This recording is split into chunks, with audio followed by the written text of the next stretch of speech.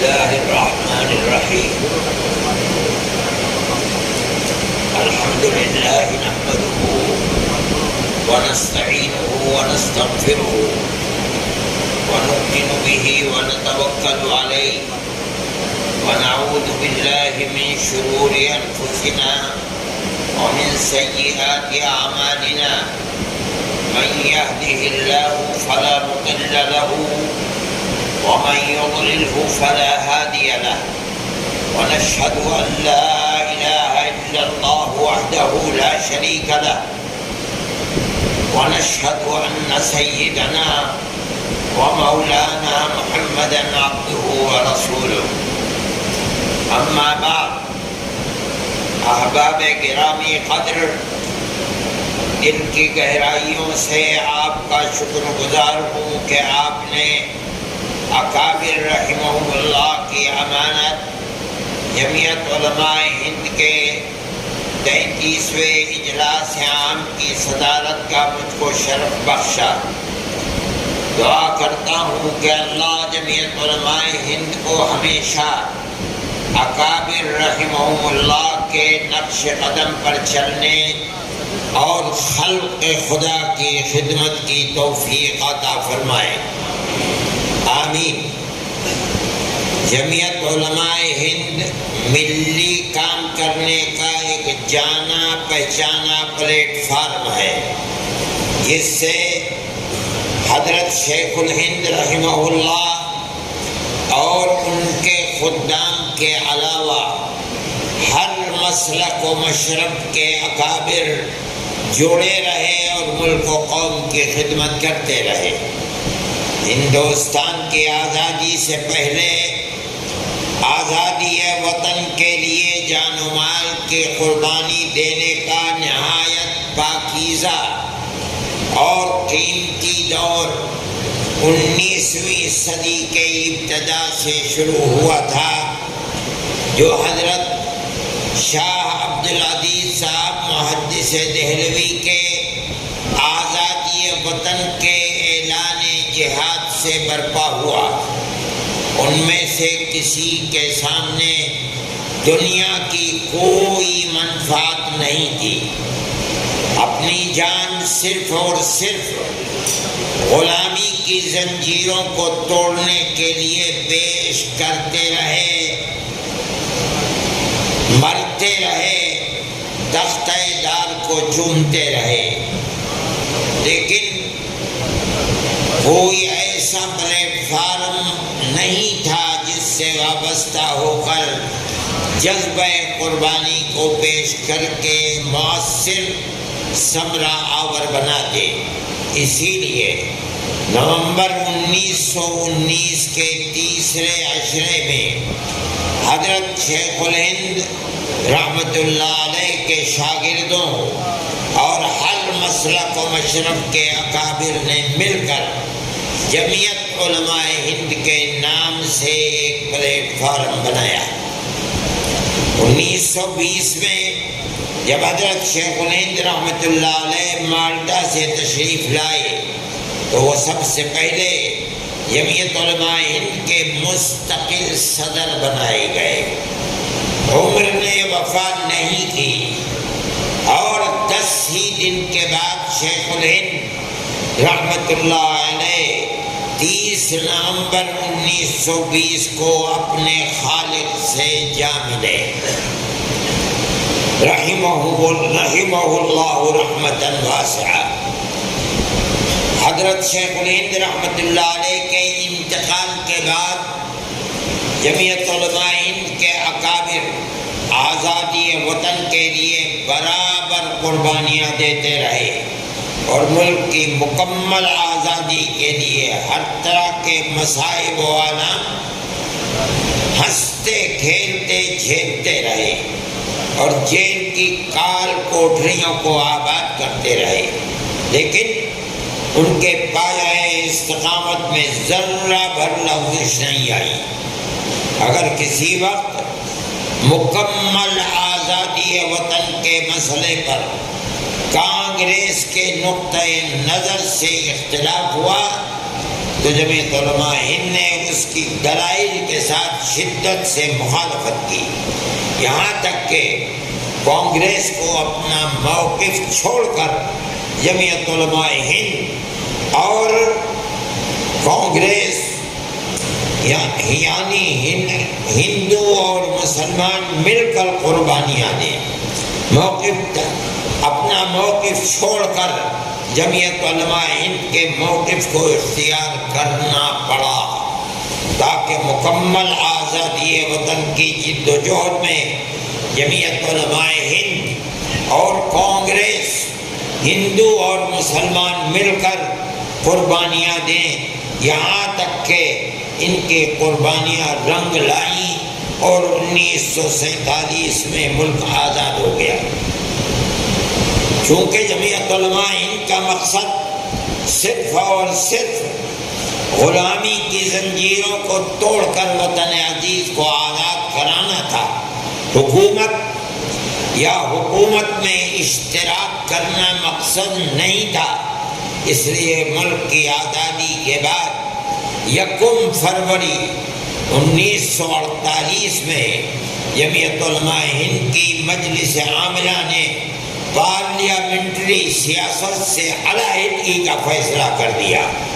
حضرت شیخ الاسلام مولانا مدنی رحمۃ اللہ علیہ جمعیت علماء ہند کے اجلاس عام منعقدہ 26-27 اپریل 1948 میں بمقام بمبئی میں لکھتے ہیں، 15 اگست 1947 کے بعد جبکہ ہندوستان اپنی قسمت کا خود مالک ہو گیا اور انڈین یونین کی دستور ساز اسمبلی غلامی کی لعنت کو انڈیا سے ختم کر چکی ہے، تو قدرتی طور پر جمعیت علماء ہند بھی اس ذمہ داری سے سبکدوش ہو گئی جو اس نے مجبوراً اپنے سر لی تھی، لہذا اس کی مجلس عاملہ 1 فروری 1948 کے اجلاس میں یہ اعلان کر چکی ہے کہ جمعیت کا دائرۂ عمل اب صرف مسلمانوں کے مذہبی، تمدنی اور تعلیمی حقوق و فرائض کے دائرے میں محدود رہے گی۔ 22 مارچ کو جمعیت علماء ہند کے اجلاس دہلی میں مجلس عاملہ کے اس فیصلے کی تصدیق بھی کر دی اور اب یہ اعلان اس کا مسلمہ اصول بن چکا۔ جمعیت علماء ہند کے بزرگوں کا کانگریس کے بڑے لیڈروں سے آزادی وطن کی جد و جہد میں رات اور دن کا ساتھ تھا، اور جمعیت کے مطالبے پر ملک کا سیکولر دستور بنانے کا وعدہ کیا جا چکا تھا۔ چنانچہ ہری پور ضلع سورت کے اجلاس عام منعقدہ 19، 20، 21 فروری 19، 20، 21 فروری ہمارا اجلاس کن تاریخوں میں ہے؟ یہ مئی ہے، تاریخیں تو وہی ہیں۔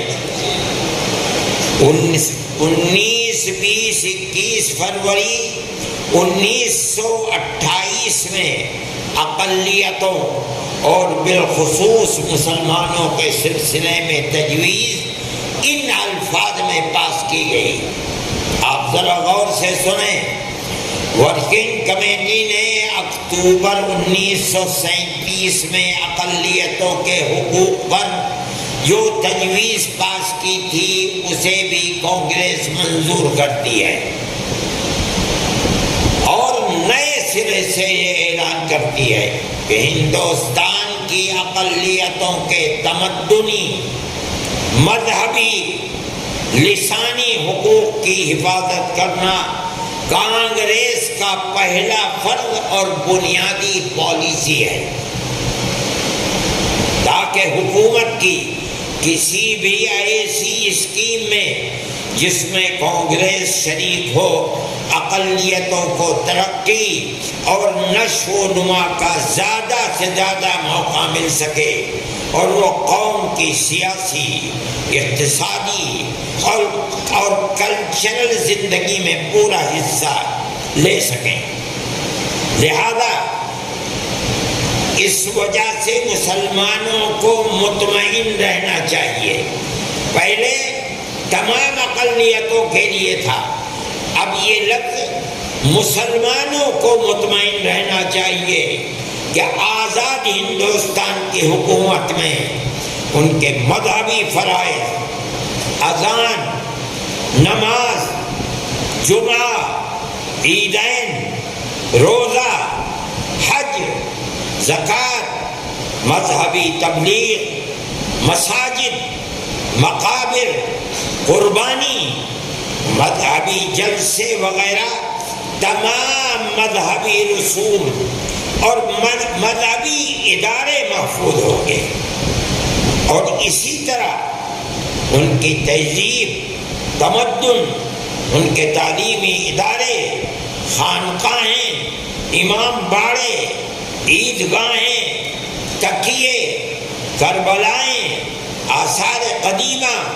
اوقاف وغیرہ سب محفوظ ہوں گے، اور اسی طرح ان کی زبان، شاعری، رسم الخط وغیرہ سب کے سب آزاد اور محفوظ ہوں گے، کسی پر کوئی رکاوٹ اور قید نہ ہوگی۔ مسلمانوں کو ہرگز دھوکہ دینے والے خود غرضوں کے آلۂ کار کے دام فریب میں نہ آنا چاہیے۔ پہلے تمام اقلیتوں کے لیے، لیکن آپ اس پورے پروگرام کو مکمل مسلمانوں سے خطاب ہے، اور پورے اعتماد اور اطمینان کے ساتھ کانگریس میں داخل ہو کر جنگ آزادی میں جد و جہد کرنی چاہیے۔ یہ جو کچھ میں لکھ رہا ہوں شائع کردہ U P Congress election board National Herald press Lucknow 10 فروری 1946، اس تاریخ کو نوٹ کیجئے اور اس کو پڑھیے مکمل۔ اس کے بعد جمعیت علماء ہند نے کانگریس کی طرف سے ملک کے سیکولر دستور میں مسلمان اور اقلیتوں کو دیے گئے حقوق کو دیکھتے ہوئے اپنی سیاسی سرگرمیوں کو ختم کر دیا، کوئی ضرورت نہیں تھی، اور خالص مذہبی حیثیت کو اپنا لیا۔ چنانچہ ملک کی آزادی کو کم و بیش 76 سال ہو گئے، جمعیت علماء ہند اسی اصول اور نظریے پر قائم ہے۔ اس کے افراد آزاد ہیں، کسی بھی غیر فرقہ پرست پارٹی میں شامل ہو سکتے ہیں، لیکن جمعیت علماء بحیثیت جماعت اکابر کے اپنے اپنائے ہوئے موقف پر پہاڑ کی طرح قائم ہے۔ نہ الیکشن لڑتے ہیں، نہ کسی کا الیکشن لڑاتے ہیں۔ محترم حضرات، ملک آزاد ہو گیا، پورے ملک میں کانگریس کی حکومت ہو گئی۔ غور کیجئے، آہستہ آہستہ پرانے لوگ دنیا سے جاتے رہے، لیکن سب سے پہلے سیکولر نظریے اور سیکولر دستور کو گاندھی جی کے قتل سے آگ لگائی گئی، نقصان پہنچایا۔ اگر یہ کہا جائے کہ گاندھی جی کا قتل دراصل فرقہ پرستی کے مقابلے میں سیکولرزم کا قتل تھا تو اس میں مبالغہ نہیں ہوگا۔ Maulana Azad India whales freedom جو ان کی کتاب ہے، اس کے صفحہ 431 پر لکھتے ہیں، آپ اس کو دیکھیں، میں اس کو نقل کرتا ہوں۔ 431 جو اردو میں ترجمہ ہے اس کا، کیا لکھتے ہیں؟ گاندھی جی کے المناک قتل کے ساتھ تاریخ کا ایک دور ختم ہو گیا۔ میں آج تک نہیں بھولا ہوں کہ ہم جدید ہندوستان کے سب سے جلیل القدر فرزند کے تحفظ میں کس بری طرح ناکام ہوئے. ان پر بم پھینکے گئے. پھینکنے کے واقعے کے بعد یہ توقع کرنا قدرتی بات تھی کہ دہلی کی پولیس اور CID ان کی حفاظت کے لیے خاص تدبیریں کرے گی. کسی معمولی شخص کی بھی قاتلانہ حملے کے بعد پولیس اس کی حفاظت کا خاص اہتمام کرتی ہے.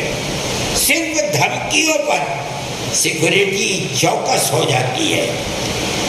یہاں گاندھی جی کو صرف دھمکیاں ہی نہیں دی گئی بلکہ ان پر بم پھینکا گیا. یہ معاملہ دور حاضر کی عظیم ترین شخصیت کا تحفظ تھا، پھر بھی کوئی مؤثر کارروائی نہیں کی گئی.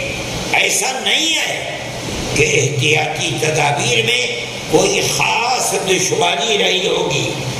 گاندھی جی کی پرارتھنا کسی کھلے میدان میں نہیں بلکہ برلا ہاؤس کے لان پر 4 دیواری کے اندر منعقد ہوا کرتی تھی، جہاں صرف پھاٹک سے داخلہ ممکن تھا.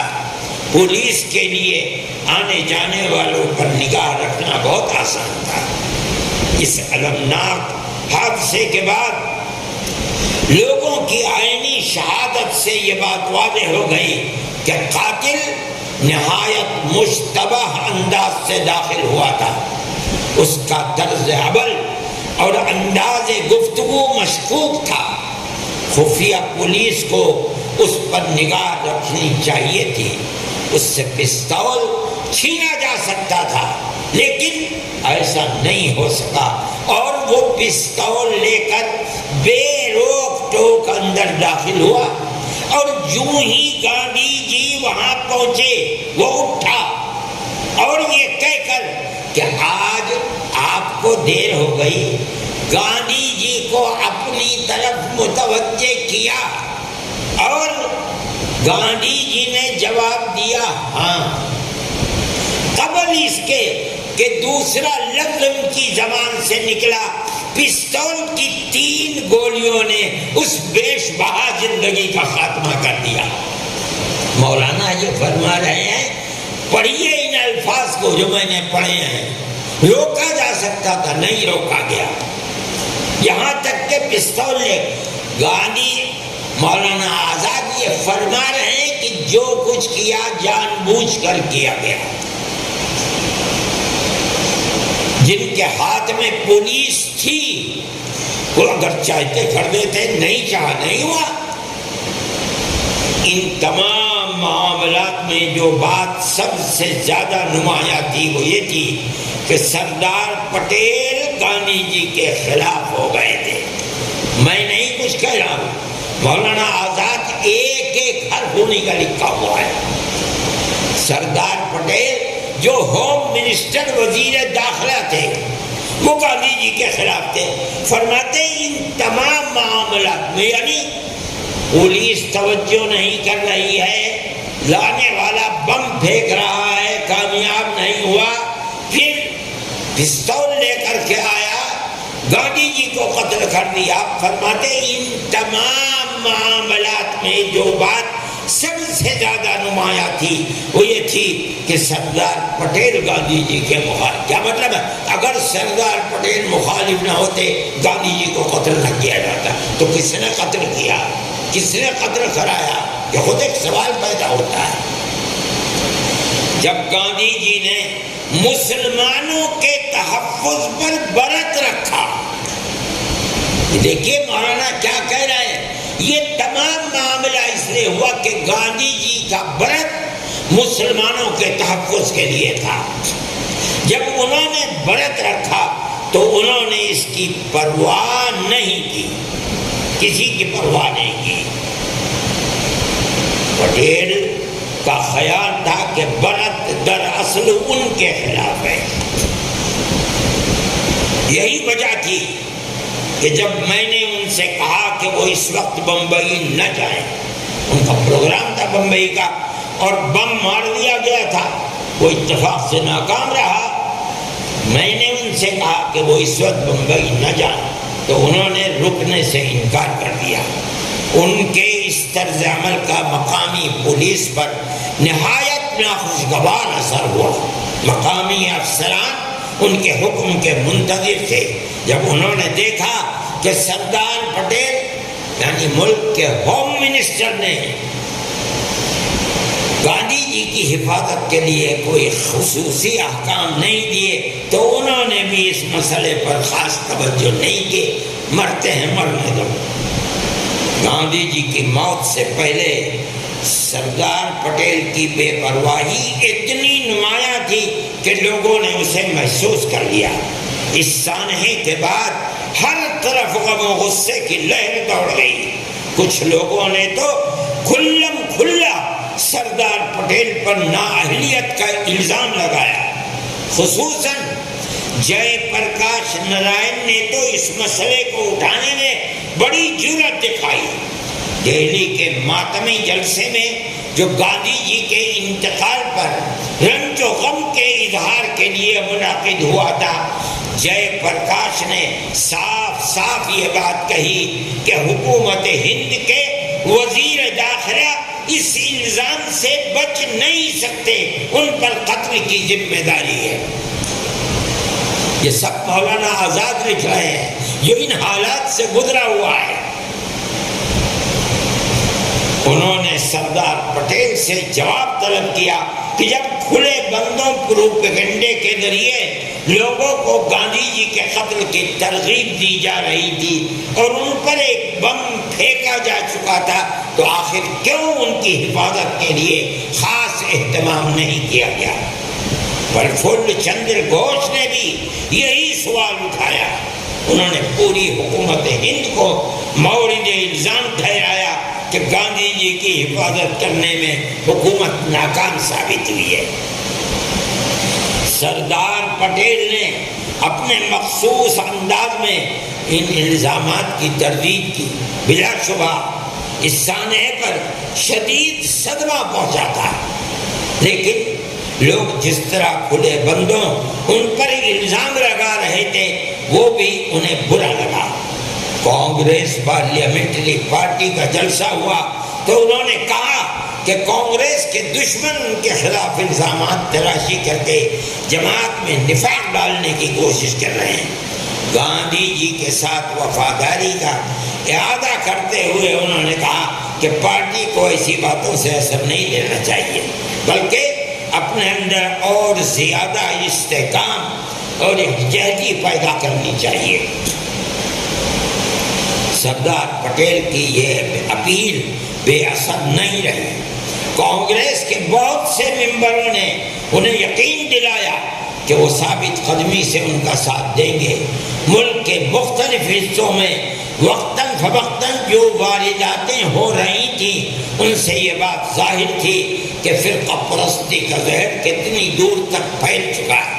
میں یہی بات کہتا ہوں، ملک آزاد ہوا، کانگریس کے شانہ بشانہ جمعیت علماء کھڑی تھی، بلکہ میں کہتا ہوں 2 قدم آگے تھی، لیکن فرقہ پرستی ملک کی آزادی کے بعد فوراً اتنی بڑھی کہ یہ واقعہ بتا رہا ہے، اور یہ مولانا آزاد کہتے ہیں کہ فرقہ پرستی کا زہر دور تک پھیل چکا ہے۔ مجموعی حیثیت سے سارے ملک پر اس سانحے کا بہت گہرا اثر پڑا، لیکن چند شہروں میں گاندھی جی کے قتل پر جشن منایا گیا، مٹھائی تقسیم کی گئی۔ گوالیار اور اجین میں، یہاں لوگ ہوں گے اجین کے، مولانا فرماتے گوالیار اور اجین میں خاص طور پر ایسے مظاہرے ہوئے، یعنی جشن کے۔ مجھے یہ سن کر بڑا افسوس ہوا کہ ان شہروں میں کھلم کھلا مٹھائی تقسیم ہوئی اور لوگوں نے اس حد تک جرأت کی کہ سر عام خوشیاں منائی گئی، لیکن یہ مسرت اور شادمانی صرف وقتی تھی۔ مجھے مجموعی طور پر قوم کو اس واقعے سے بہت صدمہ پہنچا، اور عوام غصے میں ان لوگوں پر ٹوٹ پڑے جو گاندھی جی کے دشمن سمجھے جاتے تھے۔ چند ہفتوں تک تو یہ عالم تھا کہ ہندو محاسبہ اور آر ایس ایس کے لیڈر عوام کو منہ نہیں دکھا سکتے تھے۔ ڈاکٹر شیاما پرساد مکھرجی ان دنوں ہندو مہاسبھا کے صدر اور مرکزی حکومت کے ایک وزیر تھے۔ وہ اپنے مکان سے باہر نکلنے کی جرات نہ کر سکے۔ اس کے کچھ دنوں کے بعد انہوں نے محاسبہ سے قطع تعلق کر لیا۔ باہر گئے، آہستہ آہستہ صورتحال بہتر ہوئی اور لوگ اپنے دھندوں میں لگ گئے۔ گاندھی جی کے قاتل گوڈسے پر مقدمہ چلایا گیا، لیکن مقدمے کی تیاری میں بہت دیر لگی۔ پولیس کو تفتیش میں کئی مہینے لگ گئے۔ اس لیے معلوم ہوتا تھا کہ گاندھی جی کو قتل کرنے کی سازش کا جال بہت دور تک پھیلا ہوا ہے۔ گوڈسے کی گرفتاری کا پبلک میں جو رد عمل ہوا، اس سے ظاہر تھا کہ بعض ہندوستانیوں میں فرقہ پرستی کا زہر کتنا گہرا سرایت کر چکا تھا۔ ملک کی بڑی اکثریت نے تو گوڈسے کو مجرم قرار دیا اور اسے غداری کا نمونہ ٹھہرایا، لیکن غور سے سنیے، لیکن کچھ معزز خاندانوں کی خواتین نے گوڈسے کے لیے اپنے ہاتھوں سے سویٹر بن کر بھیجے۔ اس کی رہائی کے لیے تحریک بھی چلائی گئی۔ اس کے طرفداروں نے کھلم کھلا قتل کو قابل معافی نہیں ثابت کیا، بلکہ یوں کہا کہ چونکہ گاندھی جی عدم تشدد پر ایمان رکھتے تھے، اس لیے ان کے قاتل کو سزائے موت نہیں دینی چاہیے۔ جواہر لال کے نام اور میرے نام بہت سے تار موصول ہوئے کہ گوڈسے کو پھانسی دینا گاندھی جی کے اصولوں کے منافی ہوگا۔ بہرحال قانونی کارروائی قاعدے کے مطابق ہوئی اور ہائی کورٹ نے سزائے موت کو برقرار رکھا۔ گاندھی جی کے قتل کو ابھی 2 مہینے بھی نہ گزرے تھے کہ سردار پٹیل پر دل کا دورہ پڑا۔ مولانا فرماتے، میرا یہ خیال ہے کہ یہ اسی صدمے کا نتیجہ تھا جو حال کے واقعات سے انہیں پہنچا تھا۔ جب تک گاندھی جی زندہ تھے، سردار پٹیل ان سے خفا رہے۔ گاندھی جی کے انتقال کے بعد جب لوگوں نے ان پر غفلت یا نااہلیت کا الزام لگایا تو انہیں بہت سخت دھچکا لگا، ذلت محسوس ہوئی۔ وہ فراموش نہیں کر سکتے تھے کہ ان کی ساری عزت اور حیثیت گاندھی جی ہی کی مرہون منت تھی۔ یہ احساس بھی کم باعث اذیت نہ رہا ہوگا کہ گاندھی جی ہر حال میں ان سے محبت رکھتے تھے، ان کا لحاظ کرتے تھے۔ یہ ساری باتیں ان کے دماغ پر اثر انداز ہوتی رہیں، انہیں پریشان کرتی رہیں، یہاں تک کہ قلب کے مرض میں مبتلا ہو گئے۔ اگرچہ اس کے بعد 3 سال تک زندہ رہے، لیکن ان کی صحت بحال نہیں ہو سکی۔ یہ سب مولانا آزاد کا لکھا ہوا ہے، میں اپنی طرف سے نہیں کہہ رہا ہوں۔ برادران عزیز، مولانا آزاد مرحوم کی یہ تحریر کچھ لمبی ہو گئی، لیکن میں سمجھتا ہوں کہ ملک کی آزادی کے بعد ہی سے ملک کے اندر فرقہ پرستی کی لعنت کا دعویٰ اس تحریر سے صاف طور پر واضح ہو جاتا ہے۔ گاندھی جی کے قتل یعنی سیکولرزم کے قتل کے بعد فرقہ پرستی کو کانگریس کی قیادت روک نہیں سکی۔ چنانچہ کچھ ہی دنوں کے بعد مسلمانوں کے خلاف فرقے وارانہ فسادات کا لامتناہی سلسلہ شروع ہو گیا۔ ہندوستان کا شاید ہی کوئی قابل ذکر شہر بچا ہوگا جہاں مسلمان کا خون نہیں رہا، دولت کو آگ نہ لگائی گئے۔ جمعیت علماء ہند کی قیادت برابر متنبع کرتی رہی، بتاتی رہی کہ اس پر قابو نہیں پایا گیا تو ملک برباد ہو جائے گا، سیکولرزم کو آگ لگ جائے گی، بھارت میں پیار و محبت کی تاریخ افسانہ بن کر رہ جائے گی۔ فرقہ پرستی کے خلاف جمعیت علماء ہند نے جیل بھرو تحریک چلائی، سب کچھ ہوا، لیکن فرقہ پرستی پر قدغن نہیں لگائی گئی، جس کا انجام کانگریس بھگت رہی ہے، اور اکثریت و اقلیت بھی اور ملک کی صورتحال بھی سب کے سامنے ہے۔ فرقہ پرستی کے خلاف کانگریس کی لچکدار پالیسی نے، ہم کہتے ہیں کانگریس کی وہ پالیسی لچکدار تھی۔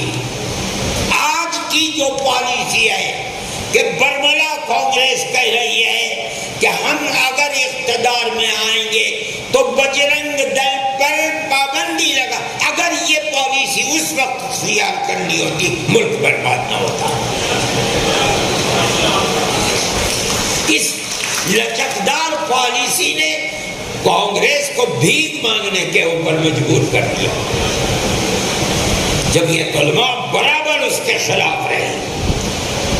ایسے لیڈروں کو فرقہ پرستی کے خلاف کانگریس کی لچکدار پالیسی نے ایسے لیڈروں کو اقتدار کی کرسی تک پہنچا دیا جن کے دل فرقہ پرستی کے ناپاک مرض سے سیاہ تھے، مگر انہوں نے گاندھی کیپ اور کھدر کے کپڑے پہن کر اپنے آپ کو سچا کانگریسی دکھلا کر اقتدار کا لطف اٹھایا اور مسلم اقلیت کے خون سے کانگریس کے لیے ہوئے اقتدار سے ہندوستان کی سرزمین کو رنگ دیا۔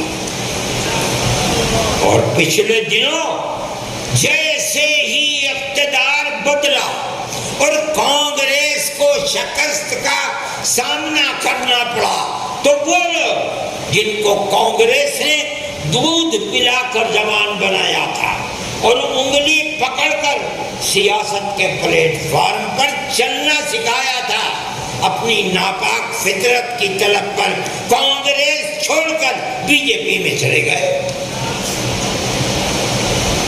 ایسا لگتا تھا کہ گاندھی فیملی کے سوا کوئی نظریاتی طور پر کانگریسی زندہ نہیں ہے۔ فرقہ پرستی کے خلاف کانگریس کی اسی لچکدار پالیسی کا یہ انتہائی تکلیف دہ انجام تھا۔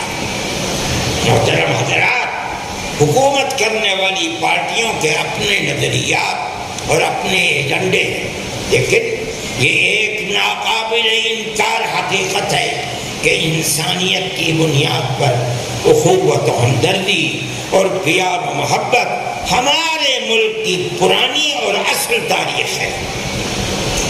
ہندوستان کبھی بھی سیاسی اور ملکی مسائل میں ہندو مسلم تفریق اور امتیاز کا قائل نہیں رہا۔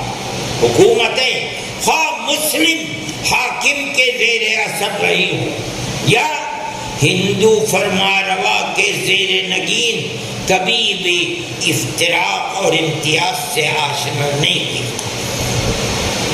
اکبر بادشاہ کی قوم پروری کسی تحریر اور تفصیل کی محتاج نہیں ہے۔ جہانگیر بادشاہ کا عدل و مساوات بھی تاریخ میں ایک خاص مقام رکھتا ہے۔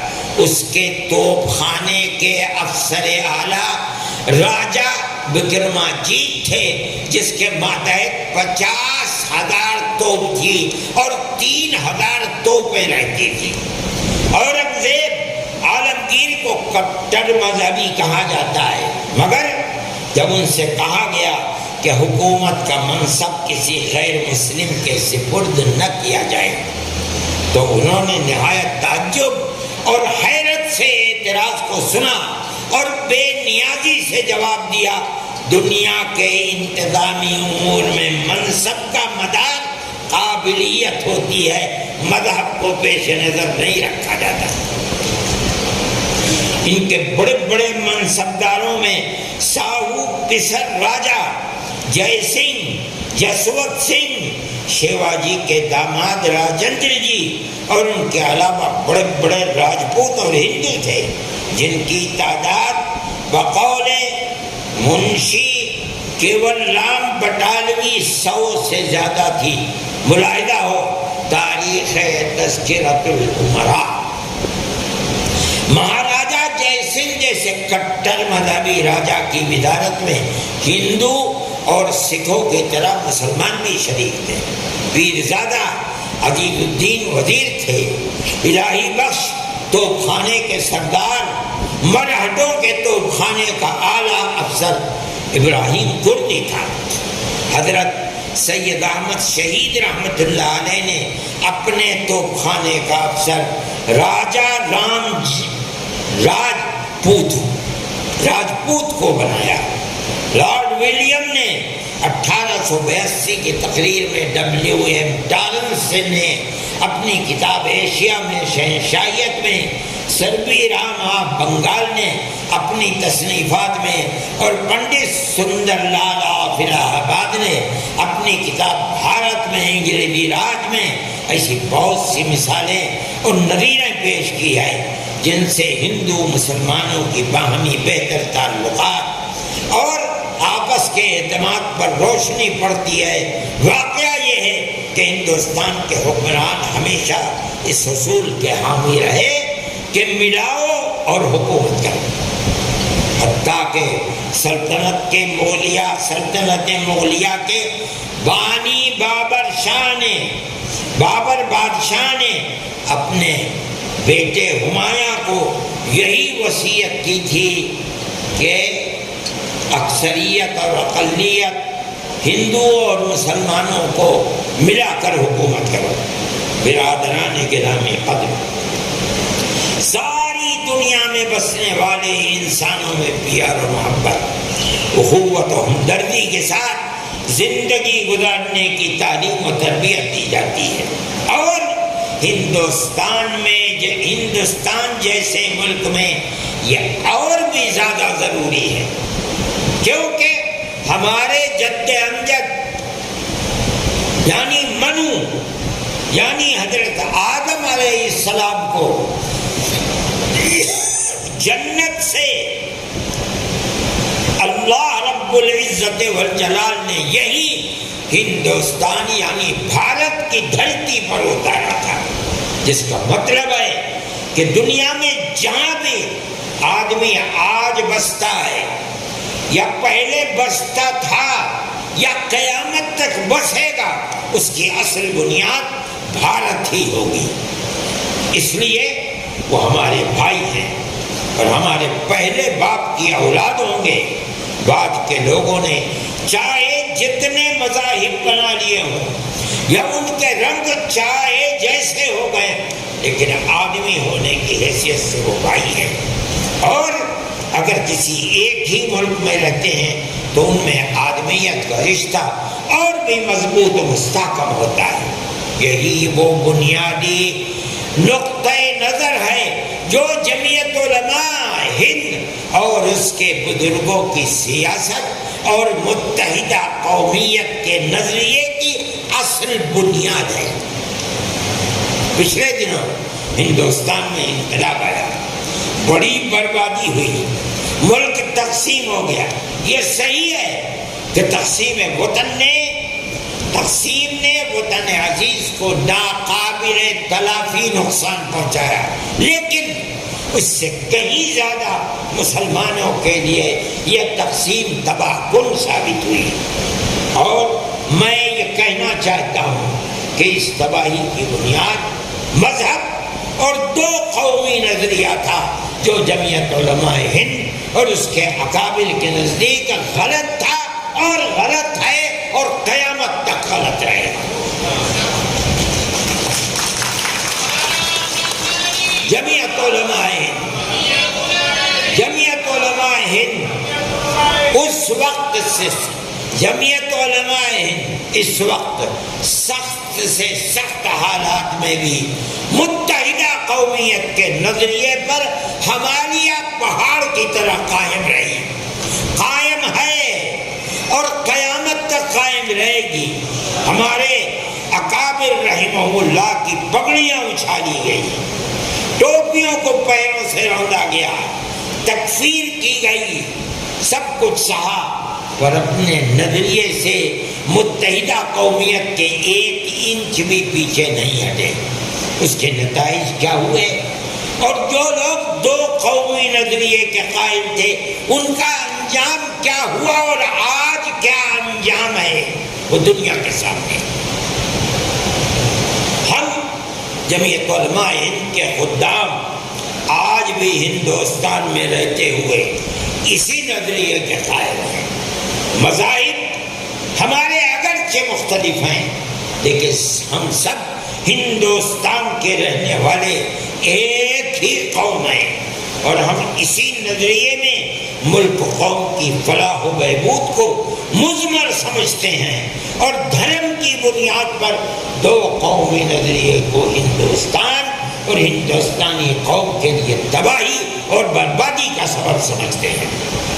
بدقسمتی سے آزادی کے کم و بیش 75 سال گزر جانے کے بعد بھی فرقہ پرستی کا نظریہ زندہ ہے، بلکہ پہلے سے زیادہ طاقتور ہے، اور مختلف ناپسندیدہ صورتوں میں ہندوستان کی پیار و محبت کی پرانی تاریخ کو آگ لگا رہا ہے۔ کبھی مسلمانوں کی قدیم مسجدوں کو توڑ کر اپنی طاقت کے بلبوتے پر مندر بناتا ہے۔ بابری مسجد کو طاقت کے بلبوتے پر مندر بنایا ہے۔ کیوں؟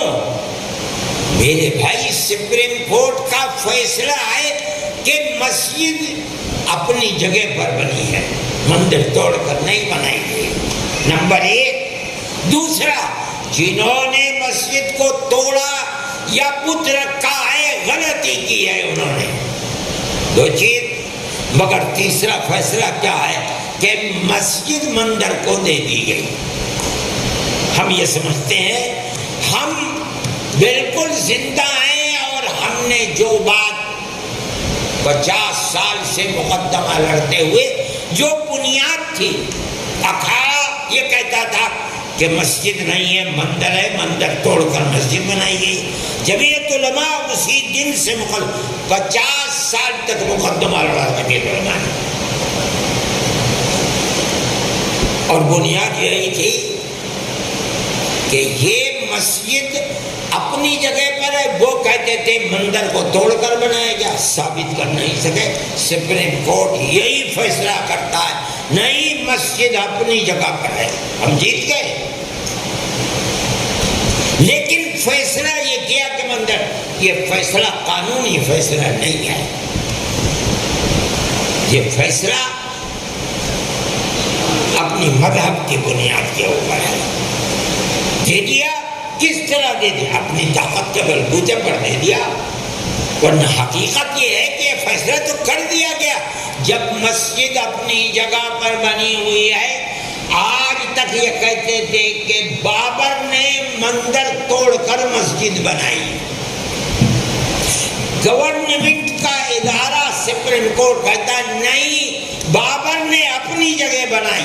جو الزام بابر کو دیا جاتا تھا وہ غلط تھا، وہ الزام اپنے سر کے اوپر لے لیا گیا، اور یہ کہا آپ نے زبردستی مسجد توڑ کر مندر بنا لیا، مگر بابر نے تو مندر توڑ کر مسجد نہیں بنائی۔ یہ آپ کا سپریم کورٹ کہتا ہے۔ میں اسی بات کو کہتا ہوں، بدقسمتی سے آزادی کے کم و بیش 75 سال گزر جانے کے بعد بھی وہ فرقہ پرست نظریہ زندہ، بلکہ پہلے سے زیادہ طاقتور ہے، اور مختلف ناپسندیدہ صورتوں میں ہندوستان کی پیار و محبت کی پرانی تاریخ کو آگ لگا رہا ہے۔ کبھی مسلمانوں کی قدیم مسجدوں کو توڑ کر اپنی طاقت کے بلبوتے پر مندر بناتا ہے، کبھی موب لنچنگ کی بھیانک صورت میں بے گناہوں کو قتل کرتا، کبھی مسلمانوں کی جائیداد اور اموال کو تباہ کرتا اور آگ لگاتا۔ لیکن افسوس کہ ملک کی آزادی کے بعد سے آج تک نہ فسادات اور فرقہ پرست نظریے کے خلاف کوئی قانون بنا اور نہ ان کے پنجوں کو موڑا گیا۔ آج کانگریس کا مینیفیسٹو یہ کہتا ہے کہ ہم نفرت پھیلانے والے بجرنگ دل کو غیر قانونی بتائیں گے اور قدغن لگائیں گے۔ مجھے افسوس ہے کہ اگر 50-60 سال پہلے یہ نظریہ کانگریس اپناتی تو ملک کس طرح تباہی اور بربادی کے غار میں نہ جاتا۔ ہو جائے تب جانیے، ابھی تو مینیفیسٹو کا اعلان ہے۔ آزادی کے بعد سے آج تک نہ فسادات اور فرقہ پرست نظریے کے خلاف کوئی قانون بنا اور نہ ان کے پنجوں کو موڑا گیا، بلکہ اگر یہ کہا جائے کہ بسا اوقات سیکولرزم کو آگ لگانے والے افراد کو تحفظ دیا گیا تو مبالغانہ ہوگا۔ ان روح فرسا اور سنگین حالات میں مسلمانوں کو کیا کرنا چاہیے؟ جب فرقہ پرستی کا جنون آج تک سر پر سوار ہے، مسلمان کو کیا کرنا چاہیے؟ اور خاص طور پر ہندوستان جیسے ملک میں مسلمانوں کو زندگی کس طرح گزارنی چاہیے، یہ ایک ایسا موضوع ہے جس کو انتہائی سنجیدگی کے ساتھ غور و فکر کر کے سلجھانا چاہیے۔ عزیزان محترم، نمبر 1، مسلمانوں اور خاص طور پر شمالی ہند کے مسلمانوں کو دینی علم کے ساتھ ساتھ دنیاوی علم میں اپنے پیر پر کھڑے ہونے کی کوشش کرنی چاہیے۔ آپ غور کریں، شمالی ہند کے ہندوستان، یو پی، بہار، دلی، خاص طور پر مدھیہ پردیش، اپنے پیر پر کھڑے ہونے کی کوشش کرنی چاہیے اور یہ بات جاننی چاہیے کہ یہ زمانہ مقابلاتی زمانہ ہے۔ کامیابی کو حاصل کرنا ہے تو تقابل میں اپنے ساتھیوں کو پیچھے چھوڑ کر خود آگے نکلنے کا حوصلہ پیدا کرنا ہوگا۔ گورنمنٹ نے پورے ملک میں تعلیمی اداروں کا نظام قائم رکھا ہے، لیکن اس میں معیار تعلیم ایسا نہیں ہے جو طالب علم کے اندر تقابل میں دوسروں کو پیچھے چھوڑ کر اپنے بلبوتے پر آگے بڑھنے کا حوصلہ پیدا کرے۔ اس لیے مسلمان اہل ثروت اس طرف متوجہ ہو کہ ہر جگہ اچھے معیاری تعلیم کے اسکول اور کالج کھولے جائیں، جن میں عصری معیاری تعلیم کے ساتھ ساتھ مذہبی بنیادی تعلیم بھی طالب علم کو دی جائے۔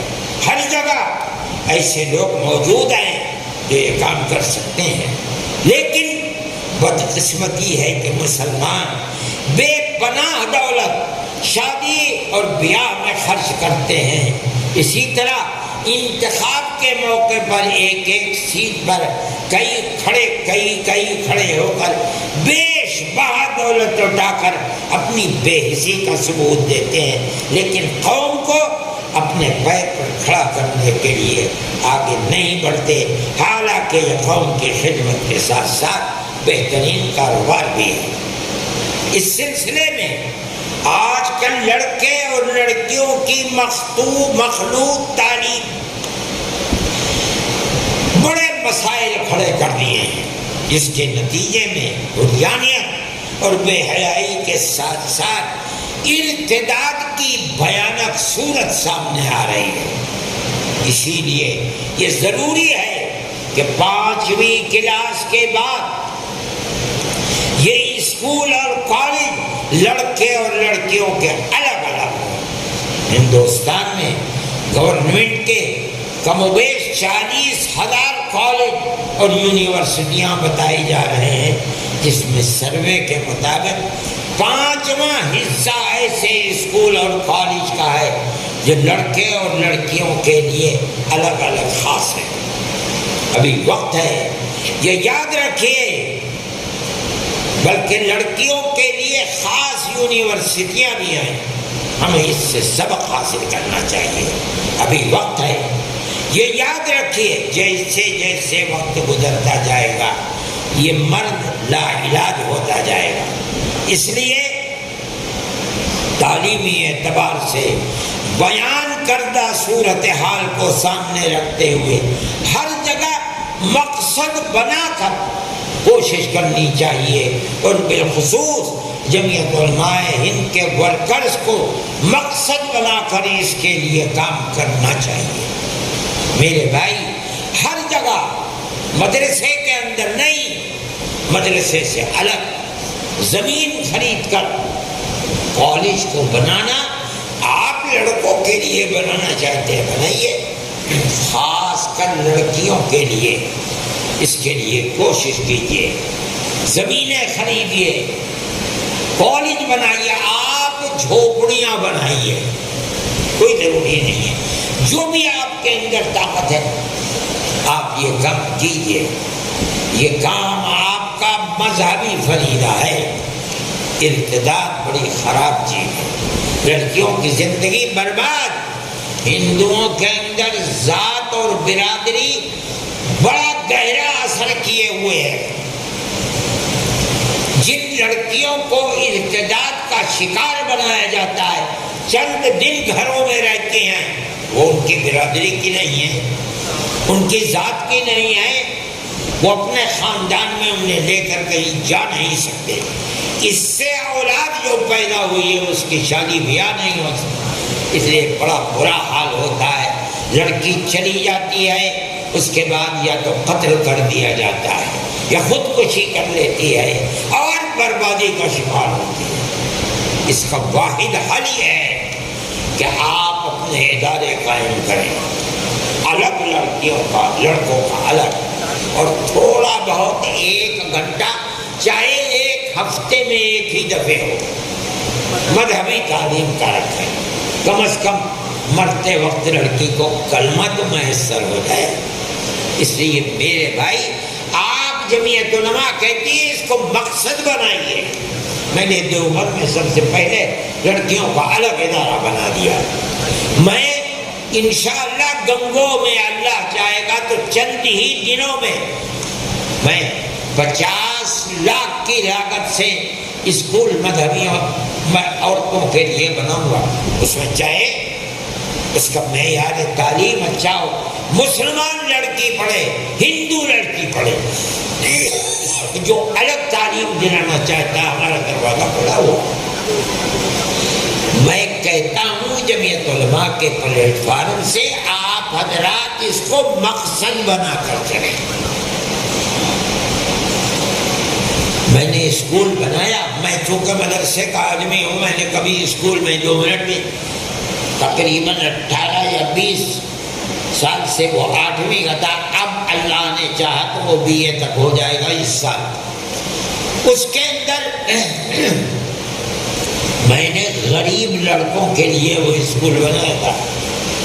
20 سال میں حرام ہے اگر کسی مہینے میں 1 پیسہ بھی بچا ہو. حرام ہے. کوئی اگر مائی کلام دوسرا ہوتا کب کا چھوڑ چکا ہوتا، میں نے نہیں چھوڑا. ہر مہینے 40,000 60,000 70,000. جن دنوں میں چھٹی ہوتی ہے 1,40,000 30,000، کبھی کبھی 1,60,000 میں خسارہ برداشت کرتا ہوں ہر مہینے. سال میں 15-16 لاکھ کا خسارہ، مگر میں نے چھوڑا نہیں. کیوں؟ ہم نے تو بنایا ہی غریبوں کے لیے. پیسہ نہیں ملتا، پیسے کے لیے تھوڑی بنایا تھا. اللہ ہمارے پیٹ کو بھی بھرتا ہے، ہمارے تن کو بھی چباتا. ہمیں پیسے کی ضرورت نہیں. جو ہمارے ساتھی ہیں وہ ہمارے مددگار ہیں. میں کہتا ہوں، میں قوم سے کہتا ہوں، آج کے ان حالات میں جو بچیاں ارتداد کا، وہ میری اور آپ کی بیٹیاں ہیں یا بہنیں ہیں. آپ نے ان کی دین کی، لڑکوں کے لیے دین کی حفاظت کرنے کی ذمہ داری لڑکیوں کے لیے نہیں ہے. آپ کیجیے، یہ آپ کا فرض ہے. یہ پہلی چیز ہے۔ دوسری چیز، وہ اپنی 1000 سال سے زیادہ پیار و محبت بھری تاریخ کے بیچ میں گاؤں در گاؤں اور شہر در شہر ایک جگہ رہتے ہیں، ایک دوسرے کے ہندو مسلم دکھ اور سکھ میں شریک رہے ہیں۔ فرقہ پرست ذہنیت نے بڑی حد تک ہماری اس قیمتی اور بہت قیمتی تاریخ کو پارا پارا کر دیا ہے، اور یہ بھی ایک تلخ حقیقت ہے کہ آزادی وطن کے بعد سے ارباب اقتدار نے اس پرانی پیار و محبت کے قیمتی تاریخ کو سرسبز و شاداب رکھنے میں کوئی قیمتی کردار ادا نہیں کیا، اور اس وقت تو ملک کی صورتحال ایسی ہے جس میں فرقہ پرست ذہنیت کے حوصلے زندگی کی ہر سطح پر بہت بلند ہیں، مگر یہ بھی ایک بہت واضح حقیقت ہے کہ سب برادران وطن فرقہ پرست، متعصب اور مسلم اقلیت کے بدخواہ نہیں ہیں۔ آپ کے سامنے ہے نتیجہ، کرناٹک کے اندر بی جے پی گورنمنٹ نے بالکل چوٹی تک اپنے آپ کو لگا دیا، ان کی سیاست کے جو بڑے سے بڑے پہلوان تھے آ گئے، اور سارا الیکشن مسلم اقلیت کی دشمنی کو لے کر کے آگے بڑھایا گیا، مگر صرف مسلمان نے نہیں، ہندوؤں نے بھی ریجیکٹ کر دیا اس کو، اور اپنے منہ کے بر زمین کے اوپر گر گئے۔ اس لیے میں کہتا ہوں، حقیقت ہے کہ سب برادران وطن فرقہ پرست نہیں ہیں، متعصب نہیں ہیں، مسلم اقلیت کے بدخواہ نہیں ہیں، یہی وہ لوگ ہیں جو پرانی تاریخ کو زندہ رکھنا چاہتے ہیں اور پیار و محبت کی قیمتی کردار کو زندہ رکھتے ہیں۔ جمعیت علماء ہند کا ہمیشہ یہ نظریہ ہے کہ یہ ملک ہمارا ہے، کیونکہ توحید خداوندی کے ہمارے مضبوط عقیدے کا پہلا پتھر ہمارے اسی ملک بھارت کی دھرتی پر رکھا گیا ہے۔ حضرت من یعنی حضرت آدم علیہ السلام کو جنت سے اللہ نے بھارت کی دھرتی پر اتارا تھا، وہ سب سے پہلے نبی تھے۔ ایک اللہ یعنی ایک آدم قوم ہی کی عبادت کرنے والے تھے، اور زندگی بھر اپنی اولاد میں اسی عقیدے کا پرچار کرتے رہے۔ اللہ رب العزت والجلال کا احسان ہے کہ اس نے ہم کو نبی آخر الزمان حضرت محمد صلی اللہ علیہ وسلم کی امت میں پیدا فرمایا، اور ان کی پاکیزہ تعلیم کے نتیجے میں ہم عقیدہ توحید خداوندی سے روح شناس ہو سکے، اور ایک ایشور واد کا جو پاکیزہ عقیدہ دنیا میں سب سے پہلے بھارت کی دھرتی سے اٹھا تھا، اللہ کے فضل و کرم سے اسی عقیدے کو حفظ جان بنائے ہوئے ہیں۔ یہ بات بھی مسلم اور ناقابل مسلم اور ناقابل انکار حقیقت ہے کہ ہمارے آباء و اجداد اسی ملک میں پیدا ہوئے اور اسی ملک میں پیوند زمین بنتے رہے۔ اسی لیے ہم خود اپنے ملک کی قیمتی پرانی تاریخ کو زندہ رکھنے میں تن من دھن کی بازی لگائے ہوئے ہیں۔ ہمیں بیاہ شادیوں اور دیگر تقریبات میں برادران وطن کو بلانا چاہیے، اسی طرح ان کی خوشی اور غمی میں اپنا مذہبی فرض سمجھ کر وہ بلائیں یا نہ بلائیں شریک ہونا چاہیے۔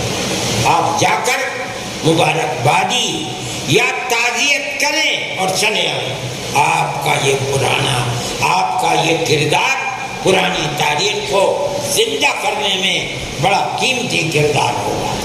اسی طرح آپ اپنے مدرسوں کے جلسوں میں برادران وطن کو ضرور بلائیں، بچوں کے پروگراموں میں قرآن و حدیث کی اخلاقی اور معاشرتی تعلیمات کو پیش کریں جو آپسی پیار و محبت کا سبب بنے اور اسلام کی صحیح تصویر کو پیش کریں، یعنی مذہب سے اوپر اٹھ کر انسانیت کی بنیاد پر ماں باپ کے ساتھ، عزیز و اقربا کے ساتھ، پڑوسیوں کے ساتھ، محتاجوں کے ساتھ، ضرورت مندوں کے ساتھ، بھٹکے ہوئے لوگوں کے ساتھ حسن و سلوک کی جو تعلیم اسلام دیتا ہے اس سے لوگوں کو آشنا کرائیں، تاکہ دشمنان دین نے اسلام کی جو غلط تصویر پیش کی ہے آپ اس کا تدارک کر سکیں۔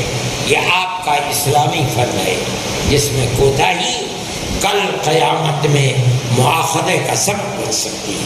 میرے بھائی، ہمارے پاس اور کوئی اس کے سوا طاقت نہیں ہے کہ ہم اپنی بات کو، اپنی پالیسی کو آپ تک رکھیں۔ ہمارا یہ ماننا ہے کہ آپ اگر نہیں کریں گے تو اس کا مطلب یہ ہے کہ آپ نے اپنے مذہبی فریضے کو انجام نہیں دیا۔ مذہب صرف نماز روزے ہی کا نام نہیں ہے، وہ معاشرت جو مسلمان کی دوسروں کے ساتھ ہے وہ بھی اسلام کا فریضہ ہے، اور اسلام کی تعلیمات کا بڑا قیمتی گوشہ ہے۔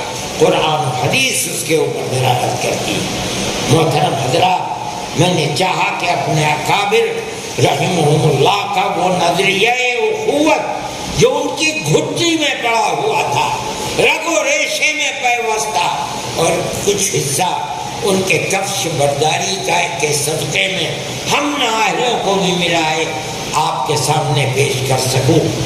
آپ نے اپنا وقت صرف کیا، اس پر میں آپ کا شکر گزار ہوں، اور دعا کرتا ہوں کہ اللہ تعالی ہمارے ملک کو اخوت و ہمدردی اور پیار و محبت کے ساتھ سرسبز و شاداب رکھے اور شرور و فتن سے معمون فرمائے۔ آمین۔ وآخر دعوانا ان الحمد للہ رب العالمین۔